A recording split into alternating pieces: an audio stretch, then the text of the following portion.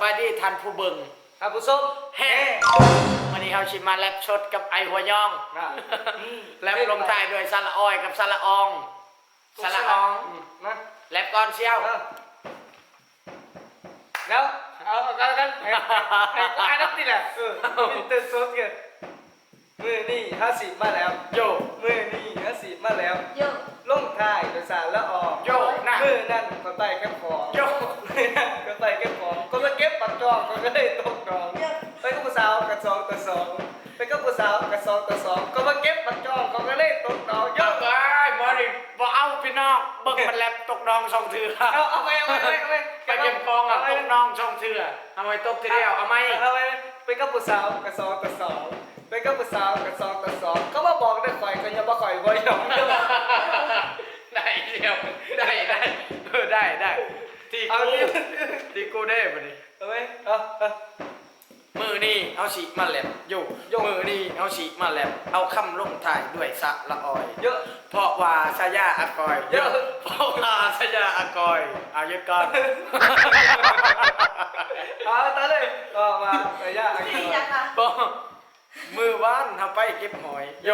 มือว่านทำไปเก็บหอยย่างไปย่างมาก็เลยขิงลงคอยอันนั้นกระดาษมันจะสีนะยามันเอาลัดชนอันนี้เอาแต่งกันนี่แล้วมันเอาเลยซะเบิ่งเลยเอาเบิ่งเลยซะเอาไปแล้วจะกินนี่บ่เอาเด้อผ่านแล้วเริ่มต้นแล้วก็ยุดยุดแล้วก็ขึ้นใหม่เด้อเอาชิมมันแลบแบบตลกเอาสิลงท้ายด้วยชะละอ้อยเพราะว่าชายาเขาคืออากอยกินนี่ลงท้ายด้วยชะละอองหัวยองมือนี่เอาฉีมาแลบโยมือนี่เอาฉีมาแลบเอาคำลูกทางด้วยสะละออยโยเพราะว่าสายาอากอยโยเพราะว่าสายาอากอยบอกเบคอนเอาฉีแลบเลยนะบัดนี้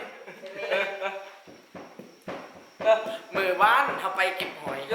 มือว่านเอาไปเก็บหอยย่างไปย่างมากคอยกระกิ่งลงคอยโยหมูเห็นแต่หมูบ่ซอยโย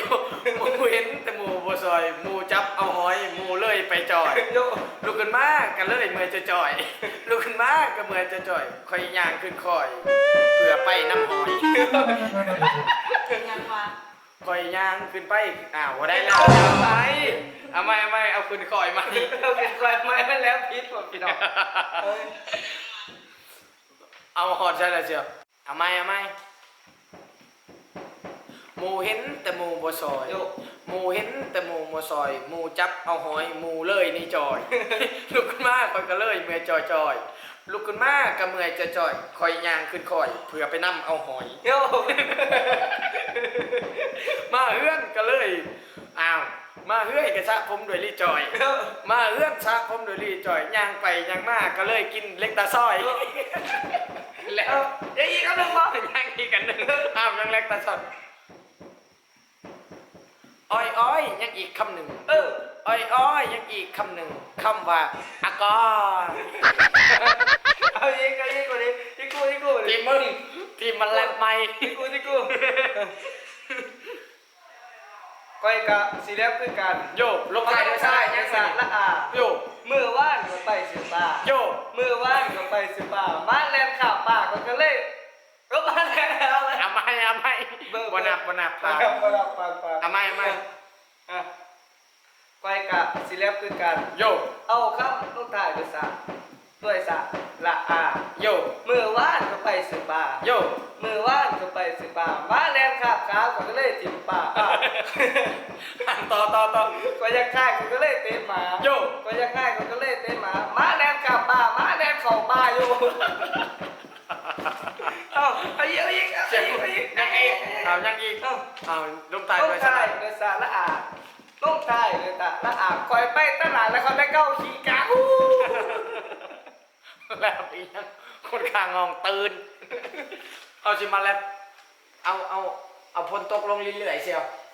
มามึงเห็นบิ๊กบ็อกเด้อเอาเลย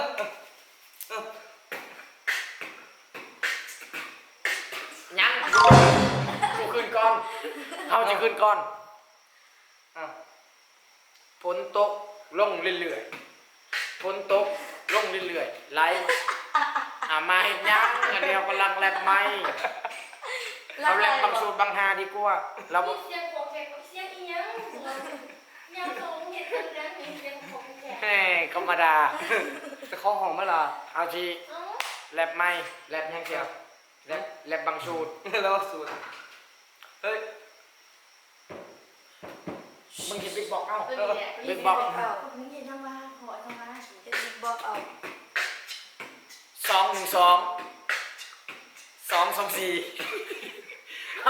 เอาไป ทำไมนะ212 224 236 248 250 262 274 286โอ้ก้อยอันนี้จะแกลบอีหยังอันนี้พี่น้อง ลุงตายเอาว่าเอาแลบโรงเรียนคอยมีนักเรียนดีกว่าเอา ต้อ เนาะ งมึงเห็นบิ๊กบอกเลย ขึ้นเลยนะ โรงเรียนคอยมีนักเรียนดี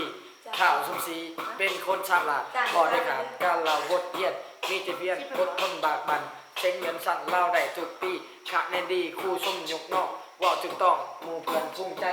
แม่พอเอาเขามาแลบแน่เขามาแลบไปแน่เขามา เสื้อผ้ามึงเลือกมึงเข้าใจเบิร์ด แต่ละคน เขามานี่คือชนเผ่าอันยองกับอากอ เห็นที่ให้ผ่านน้ำปุ๊กให้ผ่านน้ำปุ๊กจะกระอาแคมถึงแล้วแก้ไหม มือนี่เอาไปหาป่าโย โย กมือนี่เอาไปหาป่าป่าเลยมาถามว่าไปใส่มาโยกมือนี่เอาไปสิป่าไปหากระปกโอ้ยแลบยากแหงอะไรพี่น้อง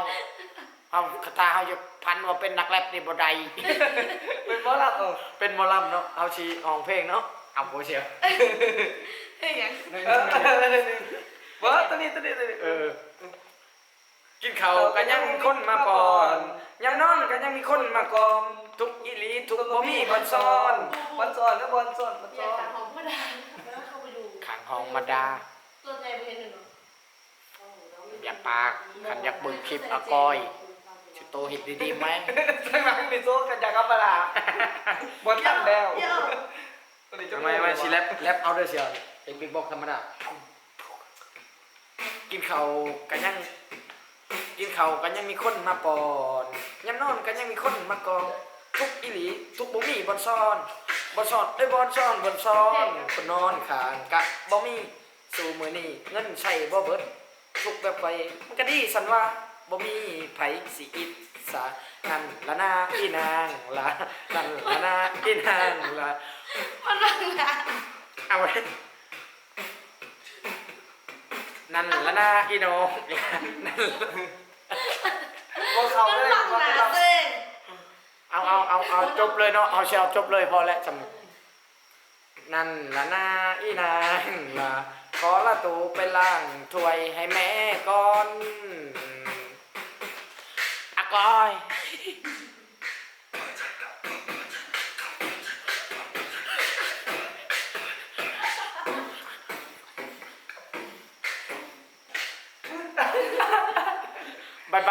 บายเขาแน่1 2 3แห่